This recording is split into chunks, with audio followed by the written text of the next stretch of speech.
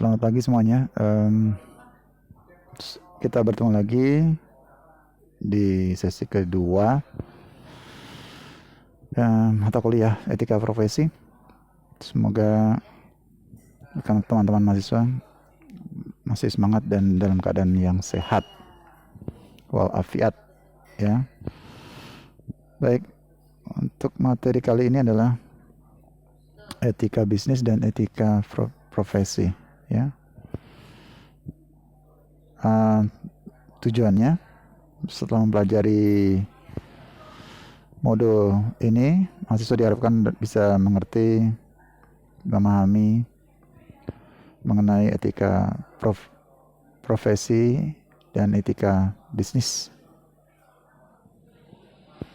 Kemudian tahu mengenai tips-tips etika dalam berbisnis. Ya. Dalam dunia bisnis atau wirausaha, bukan merupakan jalan pintas untuk menjadi kaya, ya. Menjadi businessman atau wirausahawan atau wirausahawati adalah sebuah perjuangan dalam menjalankan bisnis. Hal ini dilakukan baik perorangan maupun bersama-sama, ya. Kongsi, kalau kalian pernah mendengar istilah kongsi, adalah kelompok atau bersama-sama. Jadi apapun yang kita lakukan dan usahakan dalam bisnis tidak dapat dibangun dalam tempo yang singkat, ya. Harus melalui tahapan yang panjang dan dengan memerhatikan etika bisnis, atau kita menjalankan bisnis yang beretika, ya. Jika seseorang telah berhasil dalam bisnis hanya dalam waktu yang singkat, sebaiknya orang tersebut memeriksa kembali apakah dasar usaha Anda sudah cukup kuat. Periksa kembali apakah kesuksesan usaha atau bisnis yang dibangun tersebut dicapai atau diraih dengan kejujuran dan secara halal. Apakah bisnis yang dijalankan itu nyata, real, tidak fiktif, tidak nyata, ya, dan sifatnya spekulatif. Jadi penuh dengan intrik dan muslihat, ya, tipu muslihat. Banyak kasus itu. Seperti First Travel, ya, yang mengelabui, membohongi calon-calon calon-calon wisatawan yang tidak jadi diberangkatkan umroh, ya, sampai miliaran rupiah itu mereka dirugikan. Ya, apakah mereka juga memenuhi syarat serta kewajiban yang harus dipenuhi dalam bisnis seperti bayar pajak pada negara? Ingat, negara ini dapat dibangun hanya dengan pajak yang dibayarkan oleh siapapun yang memiliki usaha, ya. Sebaiknya dalam usaha bisnis, calon pebisnis atau wirausahawan atau wirausahawati perlu merenungkan beberapa hal berikut. Apakah benar ada cara instan, cepat, dan halal untuk menjadi kaya?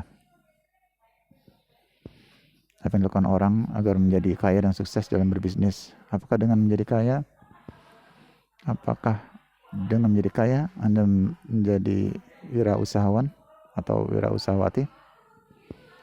Apakah sudah pantas dan sudah saatnya hidup bergelimang harta? Baiklah, dengan belajar etika bisnis dalam berwirausaha atau berbisnis, kita diharapkan selalu berusaha dengan memegang teguh nilai-nilai etika sejak kita masih muda. Jangan pernah berkompromi. Saya menggunakan kata kita, ya. Jadi melibatkan saya dan teman-teman mahasiswa semuanya, kalian semua, ya. Jangan pernah berkompromi atau memberikan toleransi sekecil apapun. Bangunlah karakter dan raihlah mimpi dengan reputasi yang baik, yang berintegritas, ya. Kalau dalam keseharian kita sebut demikian. Bagaimana kita menjalankan bisnis tetap etis dan beretika dapat dilakukan dengan selalu berperilaku jujur dalam menjalankan etika bisnis dan usaha. Kemudian, selalu menaati tata nilai yang berlaku dalam masyarakat seperti baik buruk, bermoral dan tidak bermoral, selalu konsisten dan tidak berubah, serta sesuai dengan apa yang diucapkan. Bahasa Inggrisnya, walk the talk. Artinya, berbuat atau melakukan sesuatu sesuai dengan perkataan. Konsekuen, tidak mudah berubah. Ya. 1. Memahami etika dalam bisnis. Usaha jangka panjang yang langgeng. Langgeng itu berjangka panjang, jadi usahanya bisa terus berputar, ya, 5 tahun, 10 tahun, 20 tahun, bahkan 50 tahun, dan seterusnya. Selalu menjunjung tinggi nilai-nilai etika. Suatu perusahaan yang tumbuh menjadi besar selalu dimulai dari orang-orang yang biasa, dari orang-orang biasa yang sejak awal mendirikan usahanya itu selalu memegang teguh nilai-nilai moral dan etika. Yang kedua, memegang teguh kepercayaan yang diberikan kepadanya dan tidak sembarangan dalam berkata-kata atau memberikan janji-janji yang bahkan tidak benar dan tidak dapat dilaksanakan dengan baik, apalagi dalam bertindak atau berbisnis. Selalu bertindak jujur. Yang ketiga, selalu berkarya dan bekerja dengan tata nilai dan norma dan moral yang baik, dan merekrut orang yang dengan memerhatikan nilai-nilai yang dianut orang tersebut.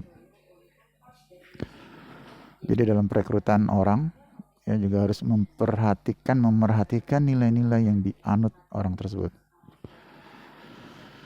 Kemudian selalu menanamkan nilai-nilai yang sehat sejak awal mulai bisnis. Oke, sekarang yang dimaksud dengan etika.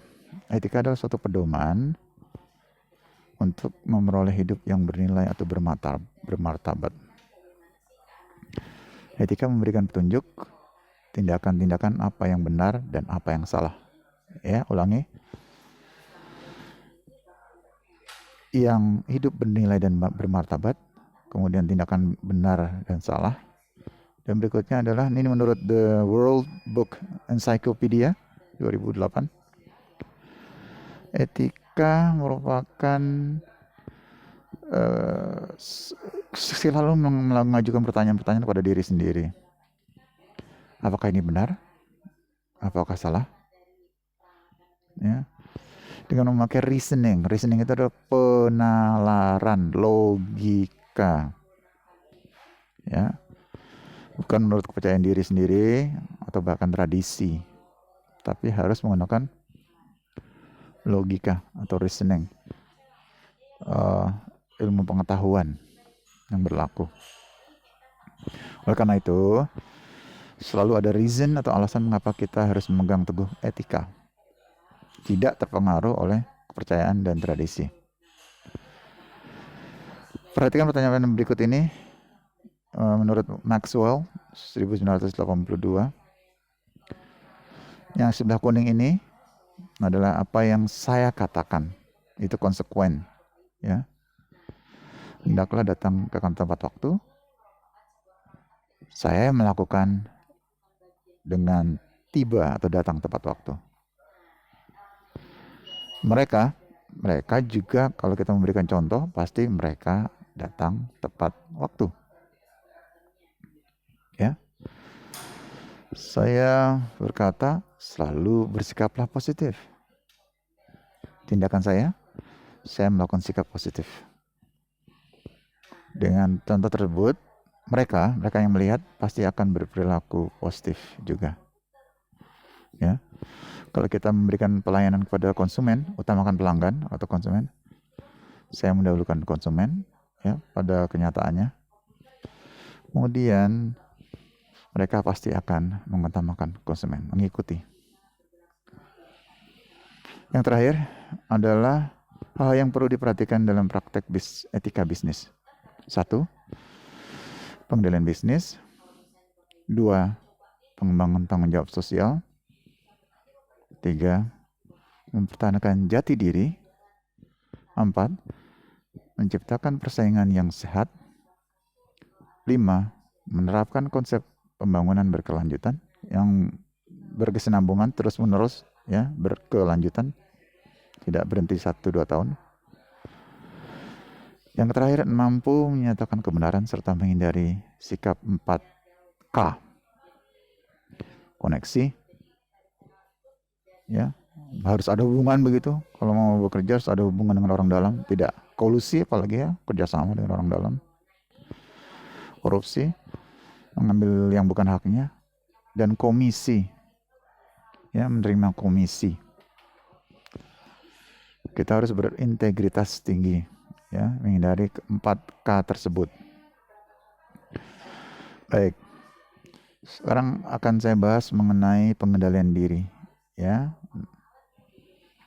Pengendalian diri. Pengendalian diri sebagai pelaku bisnis, kita harus bisa mengendalikan diri dalam menjalankan bisnis, ya. Kalau berbisnis tidak mendapatkan keuntungan dengan jalan main curang, menekan pihak lain, serta harus memperhatikan kondisi masyarakat sekitarnya, yang disebut dengan corporate social responsibility, ya, CSR.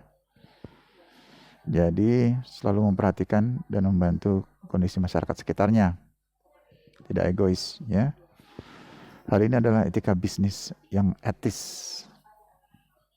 Sebagai contoh, pelaku bisnis tidak boleh mengurangi timbangan. Harus tepat, ya, timbangannya harus selalu ditera agar tepat dan dapat diandalkan. Accountable, ya, accountable bahasa Inggrisnya. Memasukkan zat berbahaya dalam makanan seperti kloroform atau bahkan boraks sebagai pengawet, ya, yang jauh lebih ambang batas kesehatan. Bahkan ada yang menggunakan pewarna pakaian untuk bahan makanan, padahal, ya, sangat tidak etis, tidak beretika. Menjual barang palsu, KW, dengan mengatakan asli kok ini, padahal KW. Harusnya dikatakan KW ya KW, ya, ada KW 1, 2, 3 dan seterusnya. Kalian lebih tahu dengan hal itu. Menjual barang secara kredit dengan bunga yang tinggi, ya, jadi sangat memberatkan atau membebani pelanggan. Yang kedua, pengembangan tanggung jawab sosial atau social responsibility. Tadi sudah saya sampaikan di poin nomor 1. Jadi sebagai pelaku bisnis, kita dituntut peduli dengan keadaan masyarakat sekitar, ya. Pelaku bisnis tidak mengambil kesempatan dengan menjual harga tinggi saat banyaknya permintaan. Seperti minyak goreng sekarang ini, sangat langka di pasaran, ya.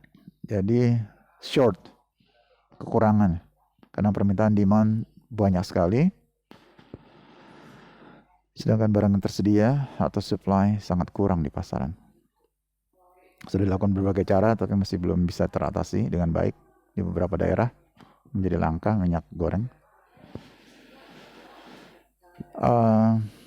Mungkin bisa disiasati dengan merebus, ya, tapi beberapa makanan menjadi tidak atau kurang enak kalau tidak digoreng, ya. Seperti kerupuk misalnya, kan nggak mungkin direbus kerupuknya, harus digoreng. Mungkin bisa menggorengnya tidak dengan minyak tapi dengan pasir, bisa, ya, boleh. Itu ide yang bagus juga. Ini ada contoh lain. Ketika terjadi bencana alam, banjir, gunung meletus, gempa bumi, tanah bergerak, angin topan, tanah longsor, bahkan bencana pandemi COVID-19 ini, permintaan akan 9 bahan pokok semakin tinggi. 9 bahan pokok termasuk minyak, ya, minyak goreng, beras, terigu, dan seterusnya, ya, gula, teh, kopi, dan seterusnya. Sehingga pedagang menaikkan harga setinggi-tingginya tanpa memperhatikan etika atau tidak beretika. Bahkan sekarang sudah diatur oleh undang-undang ya. Yang tidak wajar pasti akan mendapat hukuman jika terbukti. Untuk memperoleh kesempatan, hal ini dilakukan dengan menaikkan harga barang itu setinggi-tingginya untuk mendapatkan keuntungan yang sebanyak-banyaknya. Hal ini sangatlah tidak etis, meskipun tidak melanggar hukum. Sekarang melanggar hukum. Ya, apalagi menimbun barang, itu sudah ada hukumannya, sudah ada undang-undangnya. Baik hukuman kurungan, penjara, plus denda, ya berupa uang. Jadi daripada melakukan hal demikian, perusahaan justru membantu masyarakat yang terkena bencana dengan menjual sembako dengan harga yang lebih murah, atau bahkan menyumbangkan sebagian barang yang dijualnya kepada masyarakat sebagai wujud CSR, kepedulian, serta tanggung jawab terhadap musibah dan bencana. Saat ini pemerintah telah mewajibkan perusahaan untuk menjalankan corporate social responsibility atau tanggung jawab sosial perusahaan pada masyarakat luas dan lingkungannya. Tanggung jawab sosial perusahaan ini berhubungan erat dengan pembangunan berkelanjutan dari suatu organisasi atau perusahaan dalam melaksanakan aktivitasnya berdasarkan keputusan tidak semata berdasarkan faktor ekonomi saja. Jadi tingkat keuntungan atau dividen melainkan harus menimbang dampak sosial serta lingkungan yang timbul dari keputusannya itu, baik untuk jangka pendek maupun jangka panjang. Jadi dari pengertian tersebut, CSR dapat dikatakan sebagai kontribusi atau sumbangan perusahaan terhadap tujuan pembangunan yang berkelanjutan dengan cara manajemen dampak lingkungan, mengurangi dampak negatif, dan memaksimalkan dampak positif terhadap seluruh pemangku kepentingan atau stakeholders. Pemangku kepentingan, tahu ya? Jadi semua unsur yang terlibat. Kalau pemangku kepentingan kampus adalah mahasiswa, dosen, dan seluruh sivitas akademika, tenaga pendidik dan tenaga non-kependidikan, dan tenaga yang mendukung lainnya. Bahkan pemerintah daerah setempat, masyarakat sekitarnya, itu adalah stakeholder atau pemangku kepentingan. Penting untuk mempertahankan jati diri, ya, poin ketiga, dan tidak mudah untuk terombang-ambing. Pesatnya perkembangan informasi dan teknologi. Salah satu usaha menciptakan etika bisnis. Pesatnya perkembangan teknologi dan informasi harus dimanfaatkan untuk meningkatkan kepedulian bagi golongan yang lemah dan tersisihkan, serta tidak kehilangan budaya yang dimiliki akibat adanya transformasi informasi dan teknologi yang begitu cepat, ya, fast or rapid changes in communication, ya, and in technology. Sebagai contoh, saat ini telah berkembang bisnis dengan memanfaatkan teknologi internet dan jaringan media sosial. Jadi kita sebagai pelaku bisnis harus selalu memerhatikan etika bisnis meskipun memanfaatkan teknologi informasi. Misalnya, menjual barang sesuai dengan yang diunggah atau diupload di internet dan media sosial lainnya. Baik bentuk, corak, ragam, ukuran, dan spesifikasinya, ya, itu harus sesuai, ya. Kita bisa menggunakan media Facebook, Instagram, atau Twitter, dan masih banyak lain, Twitter, TikTok, ya, dan TikTok dan seterusnya. Bahkan sekarang sudah banyak platform atau aplikasi berbayarnya, e-commerce, seperti Bukalapak, Shopee, Tokopedia, dan lain-lain sebagainya. Kita cukupkan ya. Poin keempat ini akan saya bahas di video berikutnya. Baik. Jadi kira-kira sudah mengerti ya Apa itu etika bisnis? Jadi kita berbisnis dan harus beretika, harus etis, ya, mampu mengendalikan diri, mengembangkan tanggung jawab sosial, ya, corporate social responsibilities, mempertahankan jati diri kita. Sampai di situ. Berikutnya nanti akan dibicarakan mengenai bagaimana menciptakan persaingan yang sehat, menerapkan konsep pembangunan berkelanjutan, dan mampu menyatakan kebenaran serta menghindari sikap 4K, koneksi, kolusi, korupsi, dan komisi, serta satu N ya, nepotisme. Ya, jangan mentang-mentang keturunan dari siapa, nah itu dimanfaatkan, nepotisme.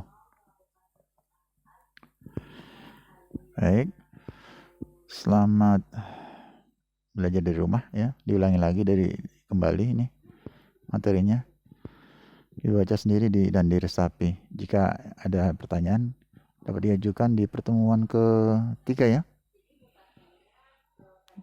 Ya, siapkan pertanyaan di pertemuan ketiga. Selamat belajar dari rumah, salam sehat selalu. Selamat pagi, assalamualaikum.